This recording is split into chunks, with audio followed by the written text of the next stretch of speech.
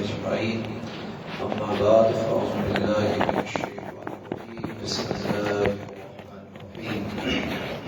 قال الله تبارك وتعالى في القرآن العظيم والفرقان الحميد وفي كتابك القديم: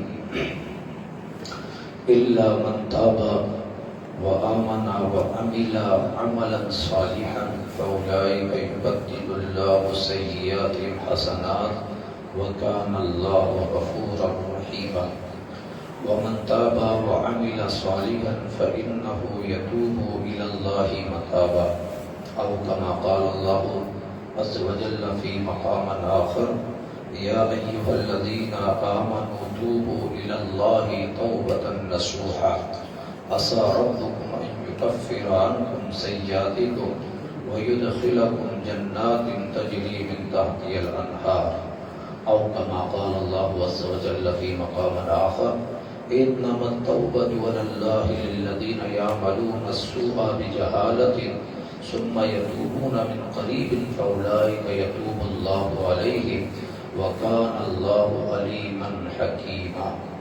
وليست التوبة للذين يعملون السيئات حتى إذا حضر أحدهم الموت قال إني تبت الآن، ولا الذين يموتون وهم كفار أولئك أعتدنا لهم عذابا أليما. صدق الله العظيم. وقال الله تعالى في شان عظمة أبيه الكريم: إن الله وملائكته يصلون على النبي يا أيها الذين آمنوا صلوا عليه وسلموا تسليما. اللهم صل على سيدنا محمد وعلى آل سيدنا محمد وبارك وسلم. صلوا عليه صلاة وسلاما عليك يا سيدي يا حبيبي يا رسول الله صلی اللہ علیہ وعلى آلہ وصحبہ دائما ابدا. اللہ رب العزت کی دی ہوئی توفیق سے اس کے پیارے محبوب صلی اللہ علیہ وسلم کے صدقہ و طفیل میں ہم اور آپ سب جمعۃ المبارکہ میں رمضان المبارک کے آخری جمعۃ الوداع میں شریک ہیں.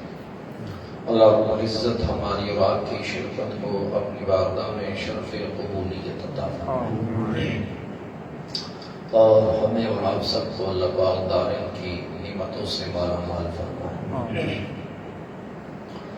یہ رمضان المبارک کا اس رمضان کا آخری جمعہ ہے جسے جمعۃ الوداع کے نام سے جانتے ہیں.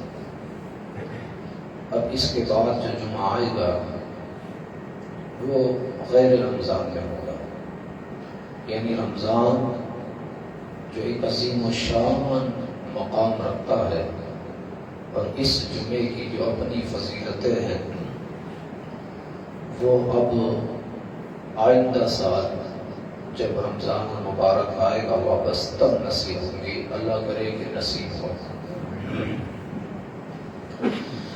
مسلسل رمضان شریف میں اور اس سے پہلے سے شعبان سے رمضان شریف کی فضیلت، اس کے مسائل اور اس کے فضائل اور روزوں کے تعلق سے، پھر اس کے بعد زکوٰۃ، صدقات اور فطرات کے تعلق سے میں نے کئی جمعوں میں مسلسل بیان کیا. اور لاسٹ جمعہ میں میں نے اعتکاف کی فضیلت اور اس کے احکام کے تعلق سے بیان کیا تھا.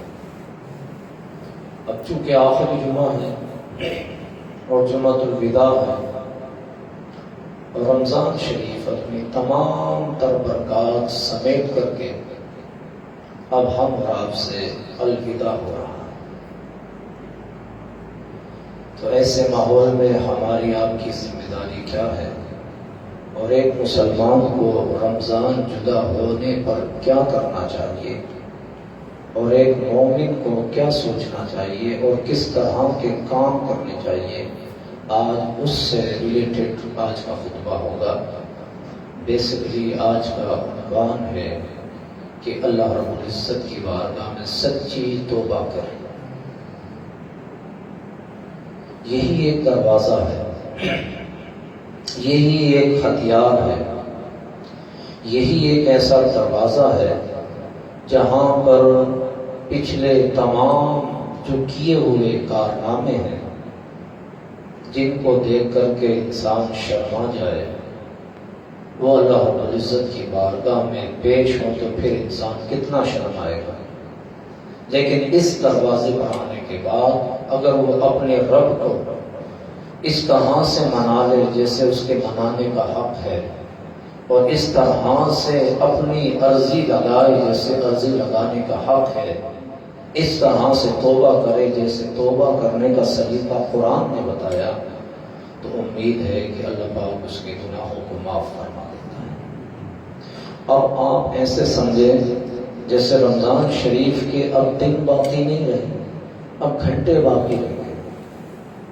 چند ایک گھنٹوں میں یہ تمام جو برکات آپ دیکھ رہے ہیں، سحری کی ہو، افطاری کی ہو، اعتکاف کی ہو، تلاوت قرآن کی ہو، تسبیح کی ہو، تحلیل کی ہو، ذکر و اذکار کی ہو، روزے کی ہو، بھوک و پیاس کی شدت برداشت کرنے کی، یہ تمام سمٹنے والی ہیں اور ختم ہونے والی ہیں۔ اللہ کے حبیب علیہ السلام نے فرمایا رمضان کا چاند نظر آیا تو جنت کے دروازے کھول دیے گئے، جہنم کے دروازوں پر تالا لگا دیا گیا، شیاطین کو زنجیر میں جکڑ دیا گیا۔ لوگوں کو اللہ رب العزت نے دو خوشیاں عطا فرمائی۔ قال نبی صلی اللہ علیہ وسلم، حضور نے فرمایا فرحتان، دو خوشیاں۔ اللہ کے حبیب علیہ السلام نے فرمایا پہلی خوشی اول فرحت عند افطاری، جب وہ افطار کرنے کے لیے بیٹھتا ہے، سحر سے روزہ بند کیا اور پورا دن دنیا کی لذتیں اور دنیا کی تمام چیزیں اس کے سامنے رہی اور وہ اللہ کی رضا کے لیے رکا رہا، جب افطاری کا وقت آیا تو اب شریعت نے کہا تم کھاؤ، تو اسے جو خوشی محسوس ہوتی ہے وہ کسی اور کام میں محسوس نہیں ہوتی۔ والآخر، حضور نے فرمایا دوسری خوشی اسے یہ ہے عند لقاء الرحمن، کہ قیامت کے دن وہ جب اپنے رب سے ملاقات کرے گا اور اپنے رب کو بے حجاب دیکھے گا تو جو خوشی روزہ دار کو محسوس ہوگی وہ کسی اور کو نصیب نہیں۔ تو یہ بھی سمٹ جائے گا۔ اللہ کے حبیب علیہ السلام نے فرمایا اس ماہ مبارک کو 3 حصوں میں ڈیوائڈ کر دیا گیا۔ اول رحمت، اس کے پہلے 10 دن کو رحمت میں کنورٹ کر دیا گیا کہ پہلے 10 دن رحمت کے، پھر اس کے آخری بیچ والے دنوں کو وہ اوسط ہو مغفرہ، اور اس کے والے جو بیچ والے 10 ہیں اللہ کے حبیب علیہ السلام نے فرمایا وہ مغفرت کے، وآخرہ نجات من النار، اور آخر والے 10 دن جس میں اعتکاف ہوتا ہے حضور نے فرمایا وہ جہنم سے آزادی کے، جہنم سے نجات ہے۔ آپ نے غور کیا انہیں 3 حصوں میں کیوں ڈیوائڈ کیا گیا؟ پہلے کو رحمت، دوسرے کو مغفرت اور تیسرے کو جہنم سے آزادی کیوں کہا گیا؟ سمجھانا یہ تھا، اللہ کے حبیب علیہ السلام نے فرمایا، جو شارحین نے اس کی شرح کی ہے اس میں سمجھانا یہ چاہ رہے ہیں کہ پہلے آپ اپنے آپ کو رحمت کے پانی سے دھو، اور جب رحمت کے پانی سے تمہارا 10 دن تک مسلسل دھل دھل کر غسل ہو کر کے تمہارا جسم پاک ہو جائے تو اب تم مغفرت کے دروازے پہ آ کر کھڑے ہو جاؤ۔ چونکہ رحمت کے پانی سے غسل ہو چکا ہے، اب مغفرت کے دروازے پہ کھڑے ہوئے تو فرمایا مسلسل 10 دن تک اللہ رب العزت کی بارگاہ میں مغفرت طلب کرتے رہو، تو پھر وہ اپنے مغفرت کی بارش فرماتا ہے۔ جب رحمت کے پانی سے بندے کا غسل ہو جاتا ہے تو پھر اس کا درجہ بلند کر دیا جاتا ہے، اور پھر اس کے جسم کو، اس کے باطن کو، اس کے ظاہر کو مغفرت کے پانی سے غسل دیا جاتا ہے، اور جب مغفرت اور رحمت کے پانی سے بندہ غسل سے فارغ ہو جاتا ہے تو فرمایا جاتا اب آ کر کے یہاں کھڑے ہو جاؤ، تاکہ اللہ رب العزت اب تمہیں جہنم سے آزاد فرما۔ جب یہ لامحالہ، جب جس آدمی کو رحمت کا پانی نصیب ہو جائے، جس آدمی کو مغفرت کے پانی کا غسل مل جائے، تو امید قطعی ہے کہ اللہ رب العزت اسے جہنم سے آزاد فرما دے گا۔ یہ آخری مرحلہ ہے۔ وہ لوگ جو اس میں بدبخت ہیں، بد نصیب ہیں، جنہیں یہ عظیم و شان مہینہ ملے اور اس کے ملنے کے بعد اس کی قدر نہ جانے، اس کی اہمیت کو نہ سمجھے، اور اس ماہ مبارک کو بھی دوسرے بقیہ 11 مہینوں کی طرح سمجھے، اور اس کو بھی اندر جو ہے بندہ روزہ نہ رکھ سکے۔ وہ بات الگ ہے کہ اگر وہ مریض ہے یا بیمار ہے یا سفر پر ہے، اس کی تو قرآن میں اجازت دی ہے۔ وَإِن كُنتُمْ عَلَىٰ سَفَرٍ، اگر تم سفر پر ہو تو بعد میں رکھ لو۔ قرآن نے کہا ہے ایام معدودات فمن کان منکم مریضا او علی سفر فعدۃ من ایام اخر، اگر تم کوئی مریض ہو جاؤ، بیمار ہو جاؤ، اس کی الگ الگ کیٹیگری ہے، کیسا بیمار ہو، کس طرح کا بیمار ہو، تو اس میں رخصت ہے شریعت میں، لیکن اچھا بھلا ہے، صحت بھی ہے، تندرستی بھی ہے، سفر بھی نہیں ہے، گھر میں بھی ہے، اس کے بعد بندہ روزہ نہ رکھ پائے، اندازہ کرو اس سے بدبخت اور بد نصیب آدمی کون ہو سکتا، جسے یہ ماہ مبارک اللہ نے قسمت سے عطا فرما دیا، اور اس کے لیے یہ مبارک بادیاں، خوشخبریاں اللہ کے حبیب علیہ السلام نے فرما دی غنیمت ہے کہ ابھی رحمت کے بارش ہو رہی ہے۔ نادان کہاں جا رہا ہے تو رحمت کے بارش میں پانی میں بھی اپنے آپ کے گناہوں کو دھو دے تاکہ تیری گندگی صاف ہو جائے۔ پھر آواز آتی ہے چل ابھی بھی تجھے اگر ذرا سی بھی شرم اور حیا نہیں آئی تو یہ آخری تیرے لیے عشرہ مغفرت آ گیا ہے، تو کہاں ڈوبا ہوا ہے، آ ادھر آ جا۔ رب کی بخششوں کی، اس کی نجات کی اور اس کی شفاعتوں کی، اس کے غفران کی بارشیں ہو رہی ہے، آ ادھر آ۔ وہ اپنی رحمتیں برسا رہا ہے، اپنی بخششوں کی، نجاتوں کی بارش کر رہا ہے، آ ادھر آ جا پلٹ کر کے واپس۔ اب جب بندے کو 10 دن کے بعد اگر ہوش آ جائے تو غنیمت ہے کہ وہ عشرہ مغفرت میں داخل ہو کے روزے رکھنا شروع کر دے۔ اس کے بعد بھی اگر اتنی غفلت میں ہے کہ آنکھ نہیں کھلتی تو پھر منادی آواز دیتا ہے ارے نادان ابھی تک سویا ہوا ہے، یہ آخری گنتی کے 10 دن بچے ہیں جس میں اللہ پاک نہ جانے کتنے گناہگاروں کو جہنم سے آزاد کروا دیتا ہے۔ آ ادھر آ جا تاکہ جہنم سے آزادی والے رجسٹر میں تیرا بھی نام درج ہو جائے۔ تو رحمت میں سوتا رہا، تو مغفرت میں بھی آنکھیں بند کر کے لیٹا رہا، تو آئی ڈرا تو اللہ پاک تجھے جو ہے جہنم سے آزاد فرما دے۔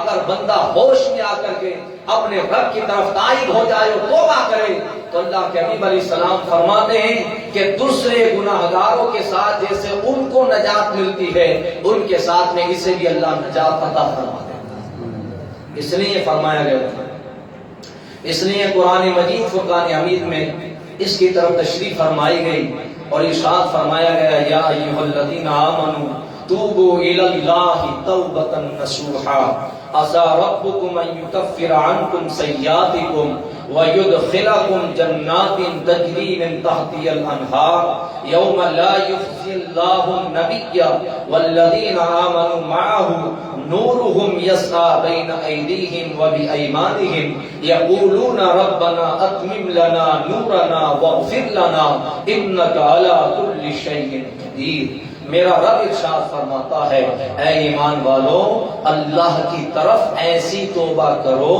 توبہ نصوحا۔ کیسی توبہ کرو؟ فرمایا ایسی توبہ کرو جس کے بعد گناہوں کی طرف لوٹنا نہ ہو، یعنی توبہ ایسی کرو کہ جن کاموں سے توبہ کی ہے واپس وہی کام نہ کرنے لگو، بلکہ پکا عہد کرو کہ اب ہم ایسے کوئی کام نہیں کریں گے۔ فرمایا قریب ہے اگر تم نے ایسی توبہ کی، ایسی توبہ کی تو اللہ فرماتا ہے قریب ہے کہ تمہارا رب تمہاری برائیاں تم سے مٹا دے گا اور تمہیں ان باغوں میں داخل کرے گا، جنات تجری من تحتها الانہار، جن کے نیچے نہریں رواں ہیں۔ اور جس دن اللہ اپنے نبی کو اور ان لوگوں کو جو ان کے ساتھ میں ہیں والذین معہ، یعنی جو نبی کے ساتھ میں ہوں گے ایمان لائے، انہیں رسوا نہیں کرے گا۔ وہ دن قیامت کا دن ہوگا، رسوا نہیں کرے گا، اور ان کا نور ان کے آگے، ان دائیں طرف دوڑتا ہوگا، سیدھی طرف دوڑتا ہوگا، اور فرمایا وہ عرض کریں گے ہمارے رب ہمارے لیے ہمارا نور پورا کر دے اور ہمیں بخش دے، بے شک تو ہر چیز پر خوب قدرت رکھنے والا ہے، قادر ہے۔ یہاں توبہ نصوحہ فرمایا گیا، اس سے مراد یہ ہے کہ بندہ ایسی توبہ کرے، یعنی رب کے ساتھ مذاق نہ کرے، یعنی وہ ابھی توبہ کر رہا ہے اللہ پاک مجھے معاف فرما دے، میں توبہ کر رہا ہوں کہ میں جھوٹ نہیں بولوں گا، اور مسجد سے باہر نکل پھر جھوٹ بولنا شروع کر دیں، یہ مذاق ہے۔ مجھے معاف کر دے، میں غیبت نہیں کروں گا، پھر وہی چغلی کرنا شروع کر دیں، میں زنا نہیں کروں گا، شراب نہیں پیوں گا، نشہ نہیں کروں گا، سود نہیں کھاؤں گا، لیکن اس کے بعد پھر بندہ وہی کرنا شروع کر دے، تو اللہ کے نبی علیہ السلام نے فرمایا وہ بندہ قریب ہے کہ اسے توبہ ہی نصیب نہ ہو جو رب کے ساتھ مذاق کرتا ہے، اس لیے کہ رب مذاق کرنے سے پاک ہے، رب کی شان نہیں ہے کہ وہ بندوں کے ساتھ مذاق کرے۔ فرمایا توبہ نصوحہ، ایسی توبہ کرے کہ آدمی پھر گناہ اس کی طرف واپس نہ پڑے۔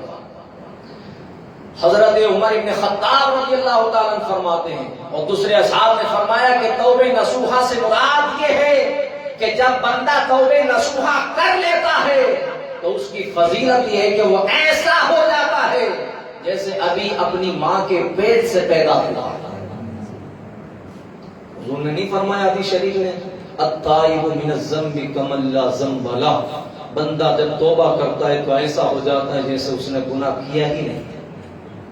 کیسی رب کی شان ہے۔ پھر فرمایا قریب ہے کہ تمہارا رب تمہاری توبہ قبول فرمانے کے بعد تمہاری برائیاں مٹا دے۔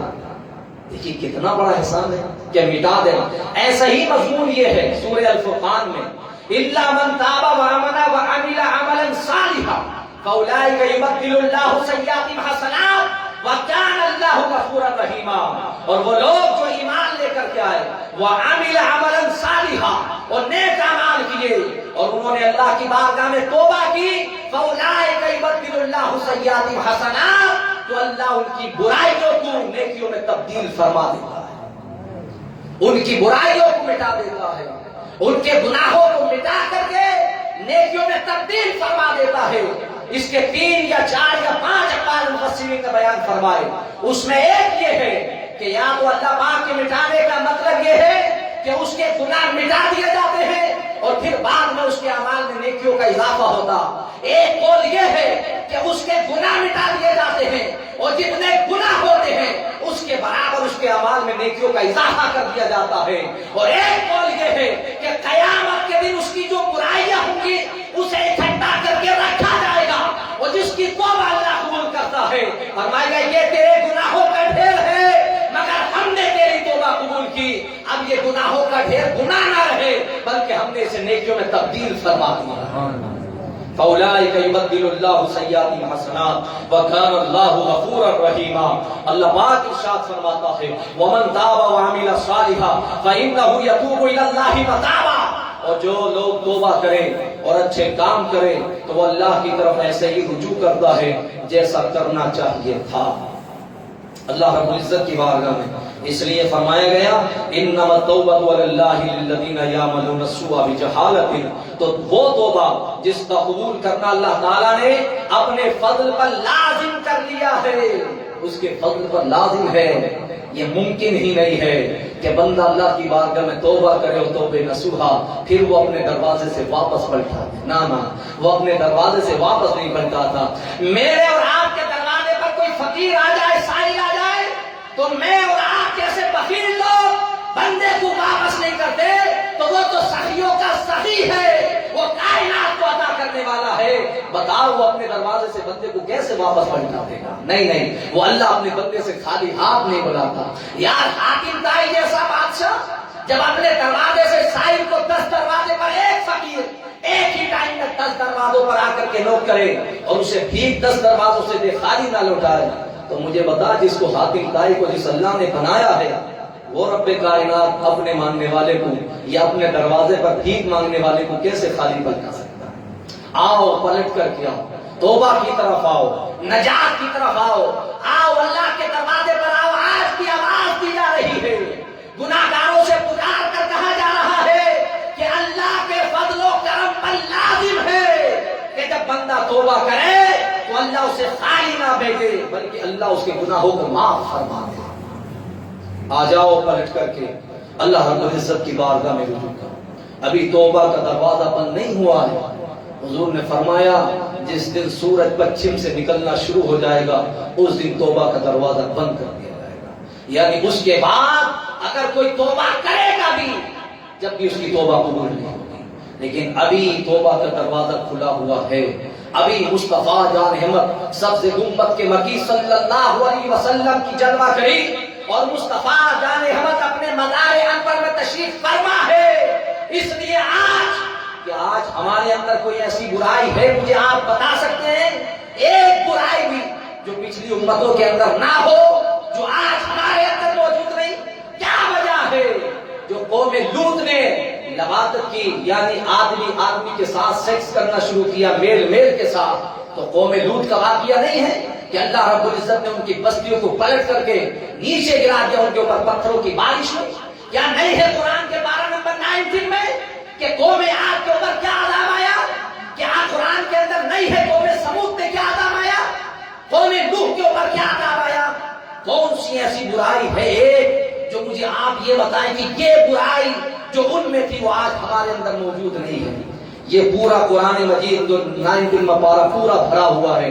کذبت ثمود کذبت عاد المرسلین اذ قال لهم اخوهم هود الا تتقون كذبت قوم نوح المرسلين اذ قال لهم اخوهم نوح الا تتقون كذبت ثمود المرسلين اذ قال لهم اخوهم صالح الا تتقون كذب قوم لوط المرسلين اذ قال لهم اخوهم لوط الا تتقون كذب اصحاب الايكه المرسلين اذ قال لهم شعيب الا تتقون۔ کون سی ایسی قوم ہے جس کا اللہ کا عذاب نہ آیا ہو؟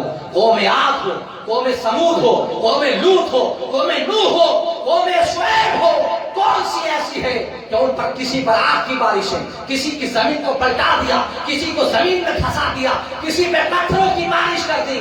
مجھے بتاؤ ایک جرم بھی جو آج اس قوم کے اندر موجود نہیں ہے کہ آج آدمی کے ساتھ اب تو قانون ملکوں میں بن رہے کہ میل کے ساتھ شادی کر سکتا ہے، کہ یہ اللہ کے عذاب کو دعوت دینا نہیں ہے؟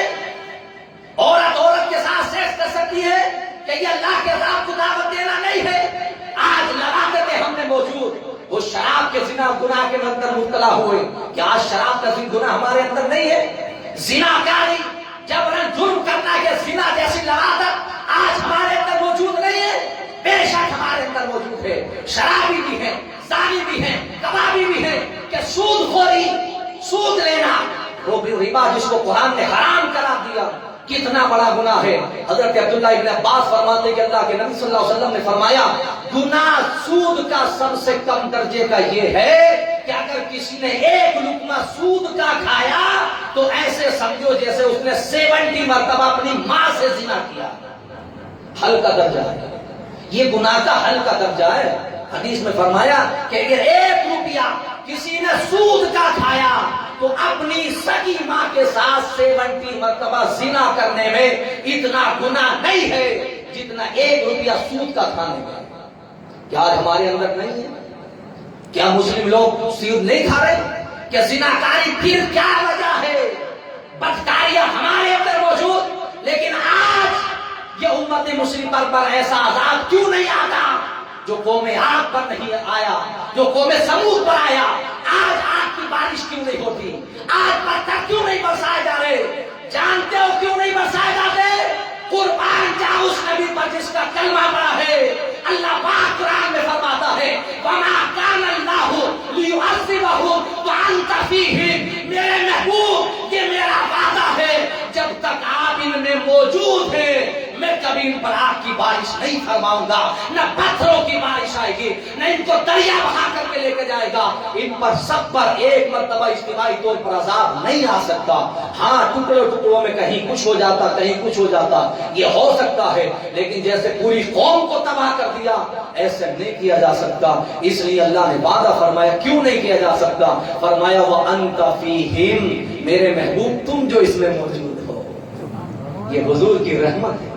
آج لوگ حضور کا کلمہ پڑھنے والے کیسے بدبخت ہیں، وہ لوگ جو حضور کو اپنے جیسا بشر سمجھتے ہیں، جو حضور کو نور ماننے کے لیے تیار نہیں، جو اٹھا پجامہ والے لوگ جو اللہ کے حبیب علیہ السلام کو مر کر کے مٹی میں ملنے والا کہتے ہیں معاذ اللہ، ایسے لوگوں کی نمازیں، ایسے لوگوں کے روزے، ایسے لوگوں کی نمازیں روزے ان کے منہ پر مار دی جاتی ہے۔ نماز اس کی قبول ہوتی ہے جس کے دل میں عشق مصطفیٰ کا سمندر موجود ہو، اور جس کے دل میں عشق مصطفیٰ ہی نہ ہو اس کی کیا نماز کیا قرآن۔ ایسے تو منافق نہیں کرتے تھے، سارا کام کرتے تھے، لیکن اللہ کے حبیب علیہ السلام نے ارشاد فرمایا، قرآن میں اللہ پاک نے فرمایا جب تک عذاب نہیں ہوگا جب تک آپ موجود ہو وَأَنْتَ فِيهِمْ، اس سے پتا چلا کہ مصطفیٰ کل بھی تھے، مصطفیٰ آج بھی ہے، مصطفیٰ قیامت ہے۔ جب تک عذاب نہیں آتا مصطفیٰ موجود ہے، اور جس دن عذاب آ جائے سمجھو مصطفیٰ چلے گئے۔ مصطفیٰ کا جانا عذاب کا آنا ہے، اور عذاب کا نہ آنا مصطفیٰ کا رہنا موجود ہے۔ اس دن تو قیامت آ جائے، کیا آ جائے؟ قیامت آ جائے۔ ہمیں اپنے کو چاہیے کہ اپنے گناہوں سے توبہ کریں، اللہ کی بارگاہ میں توبہ کریں، استغفار کریں، لا الہ الا اللہ محمد رسول اللہ پڑھنے کے بعد اللہ اس کے رسول کو حاضر ناظر اور گواہ سمجھ کر کے اپنے آپ کو بندہ اچھی طرح جانتا ہے، میں کتنے پانی میں ہوں میں اچھی طرح جانتا ہوں، ہر آدمی اپنے بارے میں اچھی طرح جانتا ہے۔